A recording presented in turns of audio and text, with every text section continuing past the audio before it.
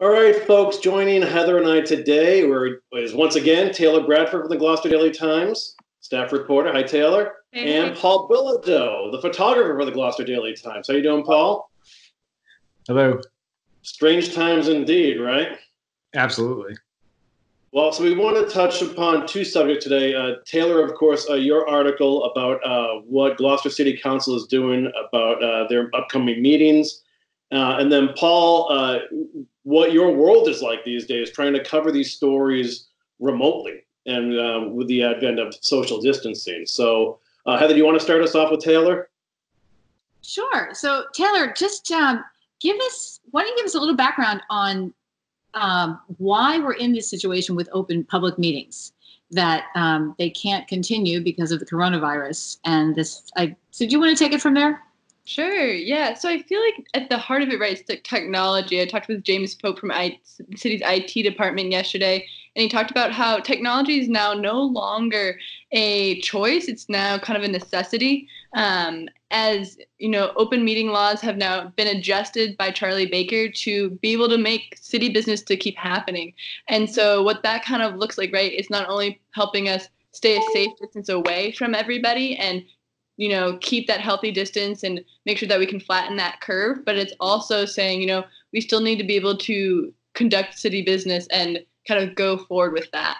And so the open meeting laws were adjusted and changed just a little bit for the time being, kind of saying, you don't need to all be in one place. Prior to that, you had to have a quorum. You had a certain number of people in order to actually make, calls on things. Now you can do that remotely. The only caveat is that the kind of addendum is saying, you still need to have an opportunity or an ability for community members to still view this stuff, because, the meetings are happening and before people could just go down to Kairos Auditorium in City Hall, sit down, listen. But if you can't do that, then how are you supposed to kind of be able to be an engaged community member? And so that's kind of what they're doing, trying to figure it out. Is how do we still provide this opportunity to view these meetings, have an engaged public, but have effective change and have effective productivity going forward within the city. So, did you have any? Did you talk to any other communities about what they're trying to do?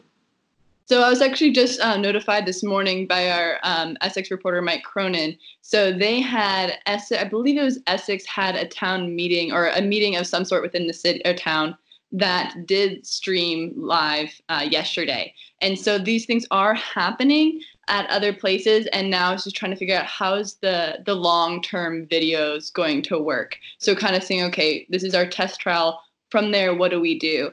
And so when I talked to James Pope, he's saying that, that there's really only one set way to be able to provide the video and audio footage for community members. And so that is kind of, they're testing it. They're trying to figure it out throughout the cities and towns of Cape Ann. But it's really about how community members are going to respond to this, right? Because they're the ones who are having to get onto their computers and figure out how are they going to connect. And so for a lot of people, it's figuring out how do I just be able to log in, click a link. But for those who maybe don't have access to a computer, it's by phone. James was saying that you can pick up a phone. They're still figuring out, what number you would dial, stuff like that. And so it is happening in other cities and towns, and it seems to be across the board the same type of system. But kind of what that will look like for Gloucester, they're still doing test runs, and he said that they're doing their final testing and kind of briefing City Council this week to get ready for the City Council meeting next week on Tuesday at 7 p.m. So no, go ahead, Kory. I'm sorry. Oh, do we know what platforms this content's going to be available on? No, not yet. I think they're still trying to wrap things up before they make that public. It will, in terms of concrete platforms, it'll be online. It'll be a video link that you'll press, and that will bring you to kind of the live. I don't know if there's a certain company or name of that. I'm not quite sure what that is, but it will be some sort of online visual for people. And if it's a public hearing, they've also taken that into consideration as well. They're looking at, people who are wanting to kind of present something. They'll be able to present. Everyone will be able to see that. And then for those in the community that want to speak up after, the side A and side B have had their 15 minutes, they'll be able to press a button, speak for, the 3-4 minutes that they have to speak, and then kind of come back to the listening portion of what a community member would look like at a regular city hall. So same experience of kind of getting the information, but definitely different sitting in your home as opposed to going to the auditorium itself. And so my question is, the city councilors are all separate. There's no one gathering a meeting. They are all meeting on Skype or Zoom as we are right now, right? Mm-hmm. So Correct. It's a matter of clicking into that video and watching the 9 councilors.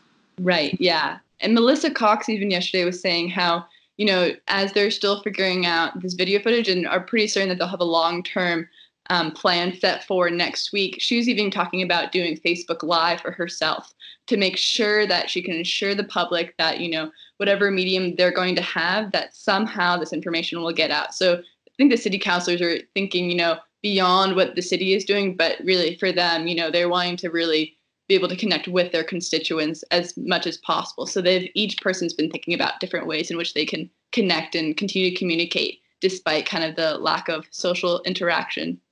Right. So Jen could be theoretically broadcasting herself on Facebook Live in this conference, right?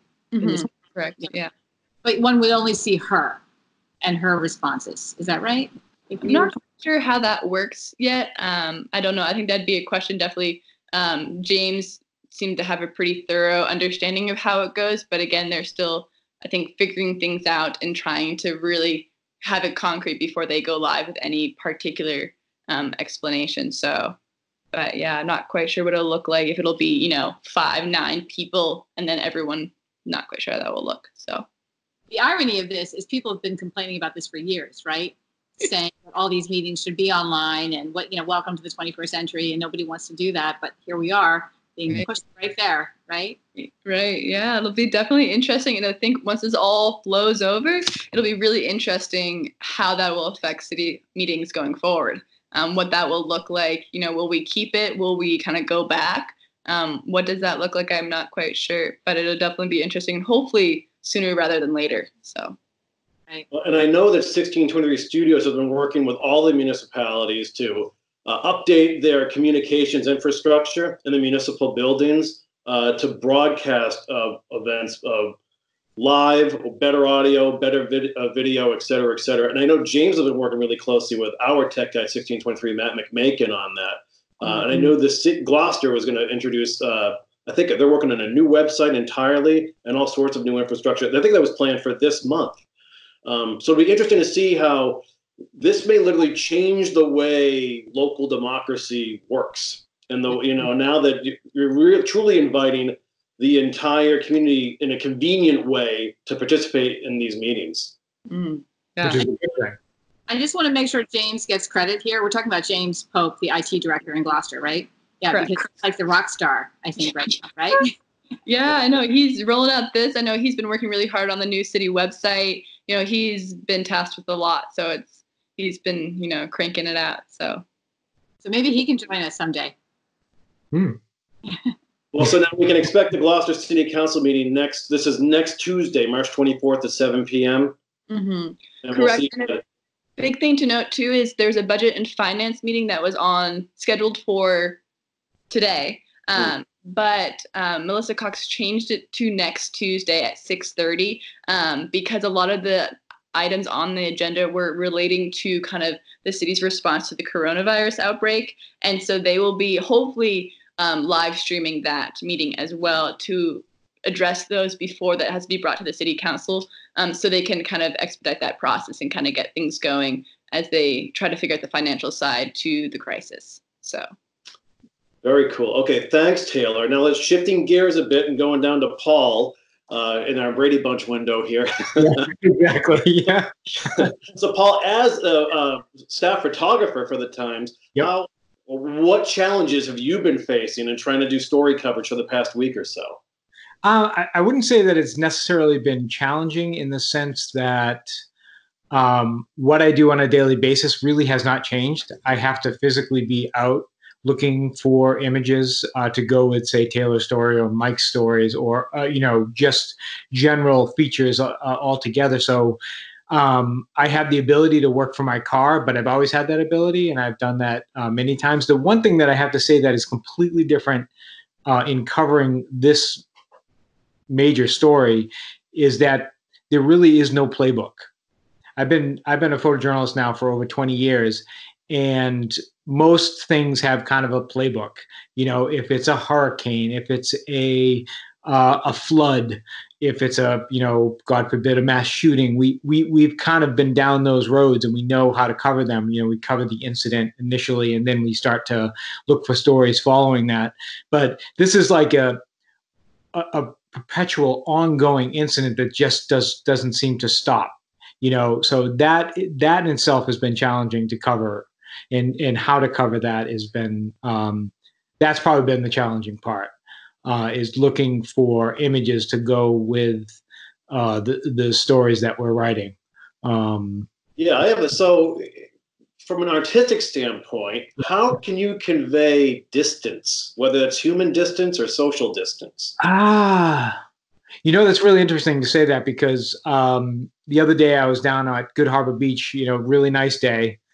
Was expecting to see a lot of people get out, and there were. But the interesting thing is that how I framed the image, although I don't think it has run yet, was that there were groups of families all around the beach, but no one was really together. Now you could tell that they were families because they had their dog and their children, but they were just groups of them. They were all very well separated. So that's kind of visually what I was trying to do that in that picture.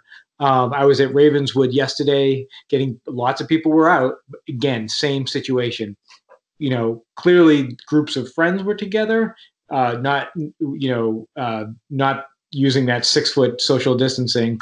But you could tell that, people were distanced from each group was distanced from each other.